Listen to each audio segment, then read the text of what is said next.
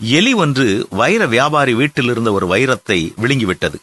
மிகவும் விலை உயர்ந்த வைரம் அது.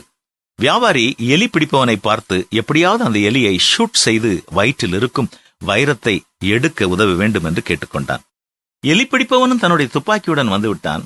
எலியை கொல்வதற்காக அவன் முயற்சி செய்து கொண்டிருந்தான். அப்போது எலி அங்கே இங்கே என்று போக்கு காட்டி ஓடியதில் திடீரென்று நூற்றுக்கணக்கான சக எலிகள் ஒன்று கூடிவிட்டன. அந்த நூற்றுக்கணக்கான எலிகளுக்கிடையே அந்த வைர மோதிரம் விழுங்கிய எலி மட்டும் அந்த எலி கூட்டத்தோடு சேராமல் ஒதுங்கி தனித்தே நின்றிருந்தது. எலி பிடிப்பவனுக்கு அது வசதியாக போய்விட்டது. சரியாக குறிப்பார்த்து அந்த எலியை டுமீல் என்று சுட்டான்.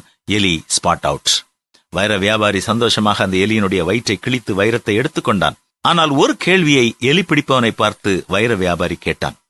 ஆமா, அந்த எலி மாத்திரம் மற்ற எலிகளோடு சேராமல் தனித்தே இருந்ததே, நீயும் அதை சரியாக அடையாளம் கண்டு சுட்டுவிட்டாய், என்ன காரணம் என்று கேட்டான். அந்த எலி பிடிப்பவன் இப்படி பதில் சொன்னான்.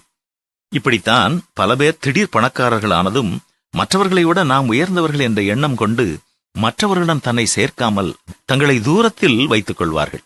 அதுவே ஆபத்தில் அவர்களுக்கு உதவாமல் போய்விடுகிறது. உறவுகளும் அப்படித்தான். சிலர் இடையில் வந்து அழிந்து போகும் செல்வத்தை நம்பி இறைவன் கொடுத்த உறவுகளை அசட்டை செய்துவிட்டு ஒதுங்கி விடுகிறார்கள்.